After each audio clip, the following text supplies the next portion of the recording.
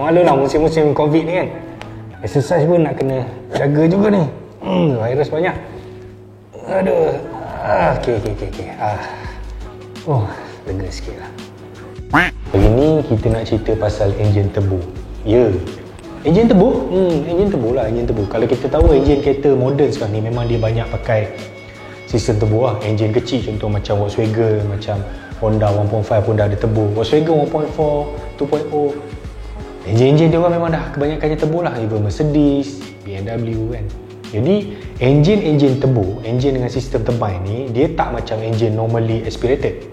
Normal aspirated enjin NA ni dia tak ada force induction lah. Dia just silinder tu sendiri yang bakar dan gerakkan crankshaft bagi power.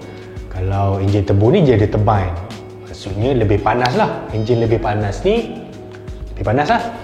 Jadi kenalah ada cara tertentu untuk bagi enjin tu tahan lama. Macam mana ni? Okay, hari ni kami nak bagi 5 tips untuk pengguna enjin turbo. Number 1. Yang pertama, ini peringatan paling penting.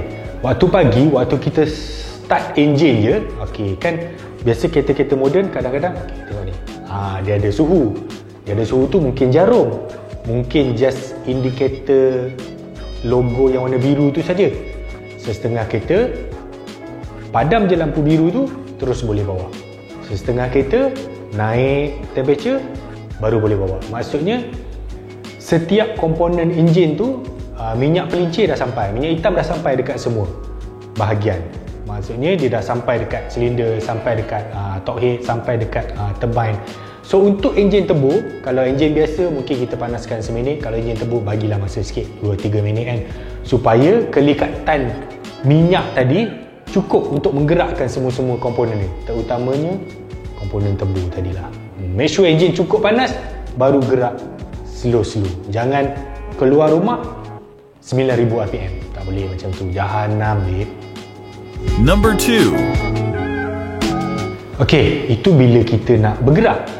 Yang kedua, bila kita dah berhenti. Contohnya kita dah jalan daripada KL sampai Kok Diang balik KL, jauh kan, mungkin 700-800 km. Enjin panas. Bila enjin ni panas, bila sampai dekat rumah tu, jangan terus off enjin. Bila kita off terus enjin, minyak-minyak hitam yang sedang berlega-berlega ni, dia akan teroksida. Jadi kelikatan minyak tu nanti akan berkurang. Minyak akan turun kualiti dia bila kita sudden stop the engine. Sebab tu kalau kita tengok enjin-enjin 90-an dulu, dia pasangkan dengan turbo timer. Jadi turbo timer ni bila kita off je enjin masih idle. Dia idle dalam 1 minit ke 3 minit kan, nak bagi enjin tu cool down, minyak turun slow-slow, minyak hitam turun slow-slow, dan baru kita matikan enjin. Itu tips nombor 2. Number 3.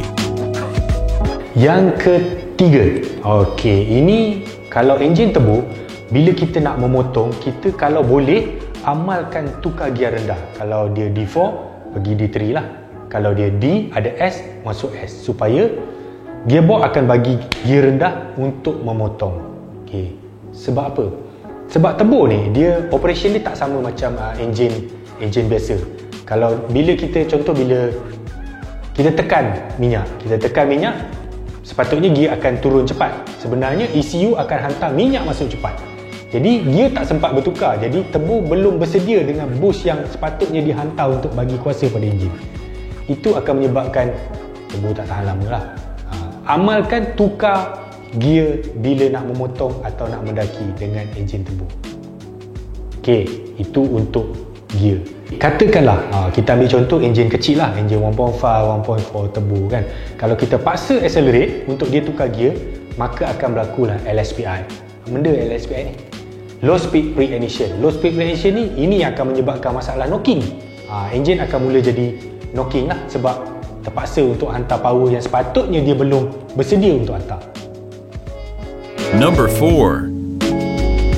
Yang nombor 4 ni berkenaan dengan saranan pengeluar. Katakan enjin tu, enjin 1.5 turbo, 1.4 turbo, 2.0 turbo, V8 turbo, Pengeluar dah bagi. Dia kata minimum untuk enjin ni dia kena run 97 atau minimum run RON 900 atau RON 9000. Kena pakailah RON mana yang diperlukan tu. Janganlah minimum RON 97 kita balon RON 95, maka knocking lah. Bila knocking enjin tak power lah. Masalah knocking ni bila kita pakai fuel yang tak sesuai dengan requirement enjin tu.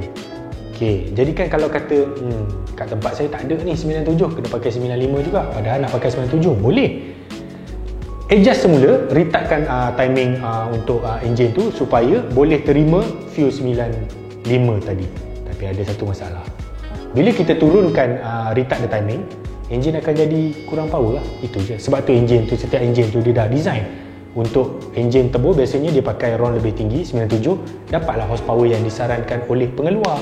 Dah beli enjin 97, dah beli enjin turbo, nak jimat minyak kat mana? Pakai je lah minyak mahal. Number 5. Ya, ini tips yang terakhir, tips semasa memandu. Enjin turbo dengan enjin NA ni lain. Torque enjin turbo ni biasa tinggi. Kalau kita tekan, kita boleh rasa G-force dia. Dan G-force inilah yang akan menjadikan bahaya bila kita tak boleh nak kontrol sewaktu dekat seleko. Contohnya bila kita nak masuk seleko, tayar dia ada slip angle dia. Dia akan sengit. Okey. Katakan kita lepas minyak, masuk seleko. Jangan sekali-kali paksa terus. Bila kita terus accelerate, torque yang sampai tu dia tidak sempat nak hantar traction pada tayar. Itu yang bila lepas corner, tekan, dan nasib tak baik pula jalan basah ke apa semua dan kereta akan hilang kawalan. Itu kena jaga. Biasanya untuk orang yang tak biasa, mungkin first time atau 2-3 kali baru bawa kan, akan terjadi benda-benda macam ni. Benda ni nampak macam kecil, tapi sebenarnya ia adalah antara penyumbang kereta tu susah nak dikontrol dan menyebabkan kemalangan. Itulah dia. Okey, itulah saja 5 tip penting kepada pengguna-pengguna enjin turbo. Dan ada argument kata enjin turbo ni tak tahan, kuat minyak, manja. Kalau ada pilihan enjin A, belilah yang NA berbanding dengan enjin turbo. Come on lah, 2020 dah ni.